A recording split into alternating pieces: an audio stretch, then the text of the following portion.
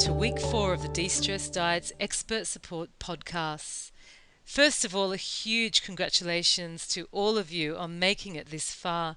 We're delighted to be able to support you from the first and probably toughest transition phase of the plan into this, the true change phase, which goes from week 4 to week 6 of the De-Stress Diet 6-week plan and will constitute the next 3 weeks of your life, basically.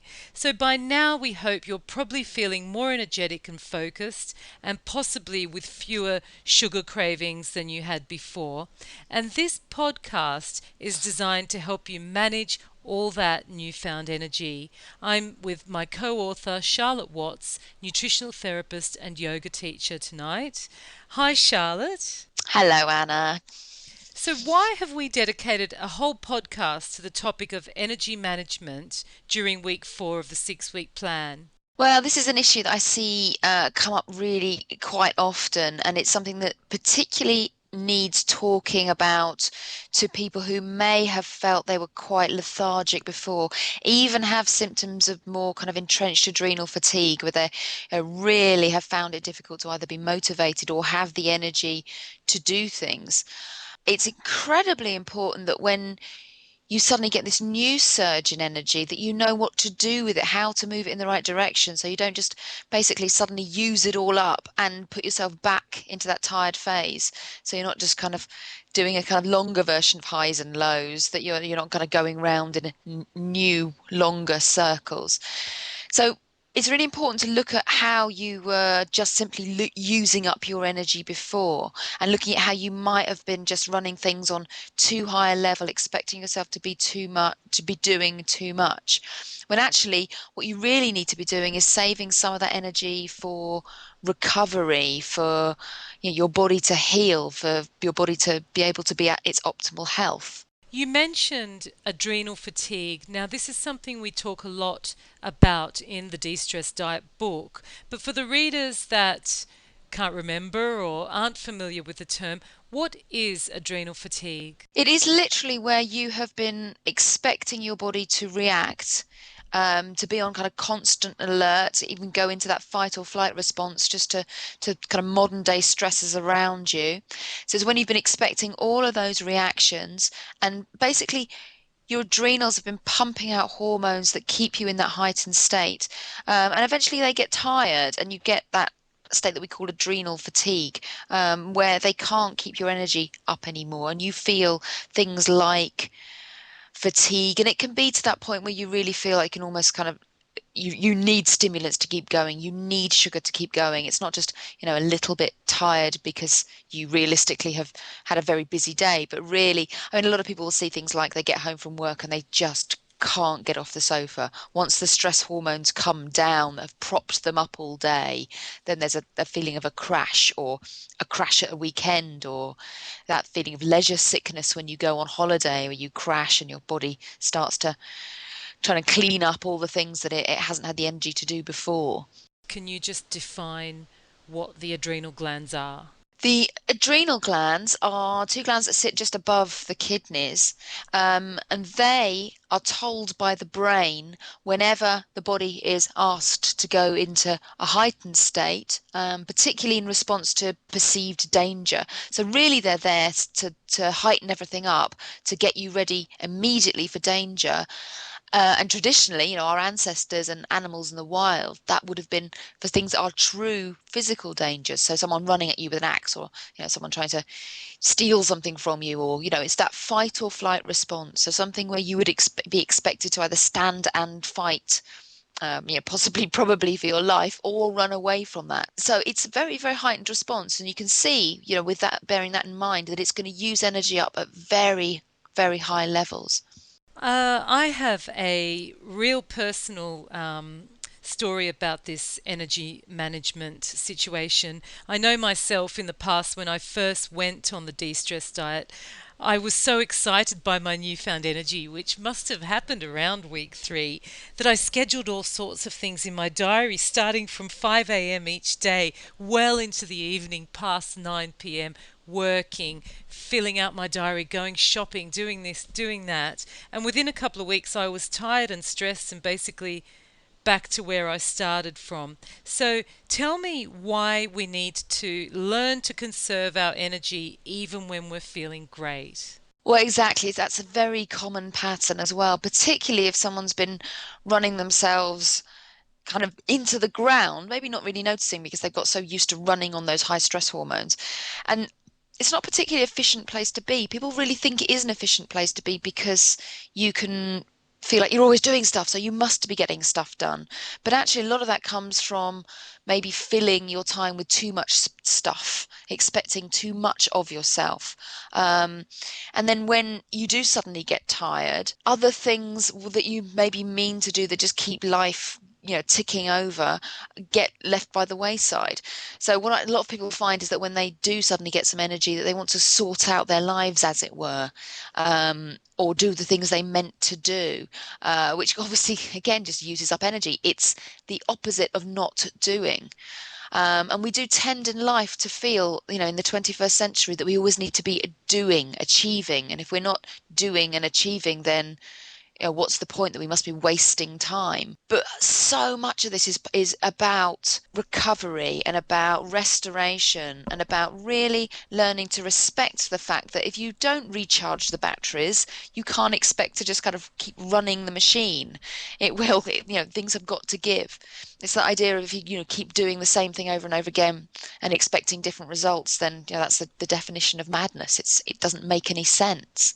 From what I've learned in working with you to write the de-stress diet, I see energy conservation as a series of energy bursts and rests, energy bursts and rests. Could you tell me first if I'm right and why we need that sort of ebb and flow in our energy? Why can't we go full kilter?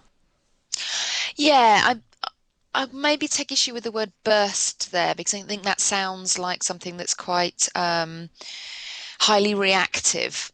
Mm-hmm. And what we're really looking for is that idea of balance. So yes, we have to have more of a slightly heightened energy where we use energy up, where we might be walking, we have intention to get stuff done. But then once that stuff is done, then there is an inherent need to recover from it, to be able to recuperate energy. You have to think maybe you have to think of it maybe as the idea that you have a certain amount of energy to use up only.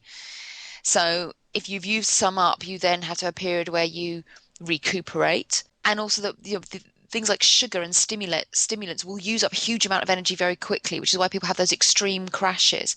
And the idea is that we level out the highs and lows as much as possible. So rather than that kind of like a very steep roller coaster going up and down, and I'm doing a very high roller coaster hand movement, which you clearly can't see here, but the idea is that it's much more of a slow, gentle up and down curve, but also that you do recognize when you need to stop. So maybe you're seeing yourself running around town, and you've got that want to keep shopping, keep going. There's somewhere your brain has taken over control, and you're disconnected to your body. But actually, if you stand and stop and breathe and look, then you find out that your legs are tired, you're hurting, you can't catch your breath, you've lost the plot in some way. So to sit down and have a rest and just a catch up is a very good thing, is the right thing to be doing. And it's that kind of connection and intuition that we're really looking to connect with in the de-stress diet. So what are 3 small ways that we can help conserve our energy each day? One of the first things that's really important with energy conservation is to consider rest as something that is as important in its own right. So it's not about being lazy. It's not about not doing. It is about actively resting. So that doesn't mean opting out of movement and exercise. It means that, yes, you need to have that spontaneous movement as much as possible that we talk about in the exercise chapter in the book. Getting as much walking in, take the stairs, all that stuff. So you're not just being sedentary. But within that, then you do actively rest. And when you rest, it's with awareness. It's not just slumping. You are aware of your breath, you are aware of your posture, and you can feel and you can really take in how that rest really nourishes your body. Another thing that's really important for energy conservation is noticing the things that do really rob you of your energy. And this is where the progress charts are really helpful to to make note of that, and to notice that you might think that, say, that sugar, that stimulant gives you energy immediately, but that energy is a really jangling, false, quick fix, instant gratification energy. And ultimately, it robs you. Hopefully now by week 4, that's something you'll have noticed, and you'll be able to make connection with something, a few hours after the event, a few hours after you had the coffee, the sugar, then you'll see that you have the slump.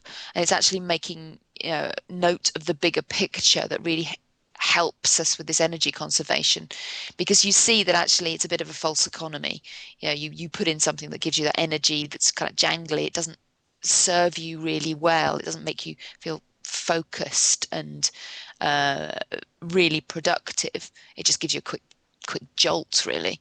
So hopefully that's somewhere where you're kind of on your journey with at the moment. And just for readers' reference, the first thing you were talking about, which was the importance of relaxation, there's plenty of techniques in chapter 11 of the book, isn't there? Absolutely. And this really brings me back around to point 3 as well, because being aware of the breath is one of the most important aspects in energy conservation. If we don't breathe in an easy, efficient way, then we're using up lots of energy for something that should be really energizing us. For instance, if we're just used to not breathing kind of down into our lower body, then we can waste lots of energy lifting our shoulders, breathing up, and keeping muscles tense, which uses up a huge amount of energy. And if we're not really fully breathing in through the nose, then we're not oxygenating the body fully enough. So it's really important to really let the body find that best efficiency for energy that it's always looking to do. It's just that stress can really get in the way of that. If we're coming from a background of real extreme exhaustion and we're not exactly feeling that we have our energy back in week 3, is there anything we can do, perhaps in the form of herbs or anything really, that could help us? Yeah, I mean, first of all, it's really important to say it used to be kind of believed that people should, whenever they're feeling that kind of level of adrenal fatigue, they should just kind of take to bed and try and recover that way. But it's really starting to be understood now that we need to keep moving, not to a level that exhausts us more, but to a very body, mind, intelligent way that keeps circulation, keeps oxygenation flowing, keeps us moving towards somewhere where we can start producing our energy naturally.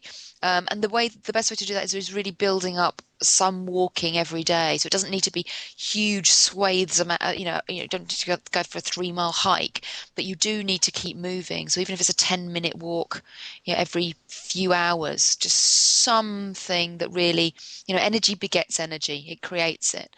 But what takes it away is going into the stress response. It's what we call sympathetic dominance, where the nervous system goes into that fight or flight all the time, that constant alert, and that completely drains. So finding movement that actually helps bring that heightened reaction down can start to have the opposite effect. The other things to consider are, and we talk about this at great length in the book, any supplementation where we might not have been getting the full amount of nutrients that we need in our diet. And things like vitamins, essential minerals, amino acids, omega oils are called essential because the body cannot make them. And we rely on them for body mechanisms, for all of our metabolic pathways to work. So if we're running the body at a heightened level, we use them up at very fast levels as well, particularly things like B vitamins, vitamin C, magnesium, all the things that we need to cope with stress, we use up very quickly in the stress response. And then you get that vicious cycle where you don't have enough resources. Now, we want to put those back into diet predominantly, but in modern food, it can be difficult to get those in. So particularly as well if you're vegetarian and you might not be getting quite the requisite amount of B vitamins or might particularly B12. So look at the book and those very specifics. Okay, there is one thing I'd like to just tell the listeners here is I had a really deep level of exhaustion before I went on the de-stress diet. And one thing that I found really useful was the concept of small and often when it comes to exercise. I used to think I had to go to the gym for an hour, and I'd go and do a bums, tums, and thighs class, and I literally couldn't do anything for about 5 days after because I was so sore. And when I discovered the de-stress diet workout, which was literally only 15 minutes, it meant that it didn't cost me my energy, which now means that I want to do it, and it's actually increased my energy over time. So I look forward to going to the gym, and I've over time been able to increase the weights that I lift and increase my walking time. So it really is true what you said. Energy begets energy, and it's something I didn't believe. I thought the only answer was lying on the sofa, but it's clearly true. Yeah, and this idea that we spend our lives kind of vacillating from one state to another, this idea that we're sedentary and then we go and shock the body is just not how we're designed to move. Our body expects to just be moving all the time. It's not that we're, necessarily built for really, really high activity, but we're absolutely not built to be sedentary. Our circulation, our lymphatic system needs to keep moving all the time. Our circulation has a heart to pump it, but our lymphatic system relies on motor activity, us moving around. And our circulation, our heart needs strong calf muscles to keep us circulation pumping back up to the heart again from the lower extremities. All of these things are really crucial in terms of just, like you said, that intelligent way. But also, what's really important about what you said is that you enjoyed it. You didn't have that feeling where you were setting yourself up to fail. If you didn't do that hour, then you'd feel guilty. And whatever you do has to be something that you can enjoy, and therefore you will keep up long term. And on the exercise note as well, Charlene Hutzapat's done us a really good set of points that you can look at to see if your exercise is exhausting you. You should feel energized, not exhausted after exercise. Absolutely. And I can assure you it works. My clothes are looser than ever. So I thought, oh, 15 minutes, what difference is it going to make? But the point is, you actually do it. Yeah, you do it, and you probably don't do it in a stressed state. You breathe easily in it, you oxygenate well. It's intelligent. There's such an idea that, you go and bang your head against a brick wall, and the more you do, the harder you do it, the more it must work. But the body just really doesn't work like that. That's not a kind of intelligent system. Energy is about efficiency, not about, banging something into the ground till it's just exhausted. And on that note, a really important point, if you are at a point of adrenal fatigue, and we mentioned this within the supplement program, the 6-week plan as an optional extra are adaptogenic herbs. And these are herbs that can support the adrenals in a way that it gives them a little bit of a challenge. So the body gets a little bit more resilient. So they're worth trying, but a good way is to go to a herbalist to do that, or you can buy kind of safe amounts within herbal supplements. What's an example of an adaptogenic herb? The ones we mentioned, which I find particularly good with clients that don't tend to cause agitation, are rhodiola and romania and schizandra and ginkgo biloba. So, how do we know how we're going, Charlotte? How do we know what effect all this that we're doing is having on our minds and bodies? I mean, most of us just go along with life. We don't actually have a lot of time to stop and think about how we're feeling. No, exactly. And it's we don't necessarily want people to be thinking loads and loads and loads and getting up into their heads rather than kind of really connecting down with their bodies. But this is where the progress charts are very useful. And also, as you move into the second phase of the 6-week plan, at the end of the 6-week plan chapter in the book, there is, and on the website as well, within the 6-week plan, there is a reflective journal. So there are some questions that you can just have with you, look at back over again, but make you just kind of think about where you are, evaluate what you've been doing has done in terms of change in your body, in your diet, in your lifestyle, and where you might need to look at extra bits of change. Fantastic. Well, that's all really useful information. If listeners would like further information on any of the topics we've spoken about tonight, where can they go? Have a look in the de-stress diet. We mentioned this all the way through. It's something that we always want to get you back to, which is finding intuition. Do use the progress charts. It's really important for you to identify areas where you might just be mindlessly using up energy. I mean, we can get a little bit addicted to doing things like maybe Facebook late at night when actually you could be, doing some yoga practice or maybe sleeping even. Just identifying those areas where you get a little bit addicted to keeping things up, up, up. So it's just looking at your life with fresh eyes and really finding that how you can make the quality better by stepping back a bit.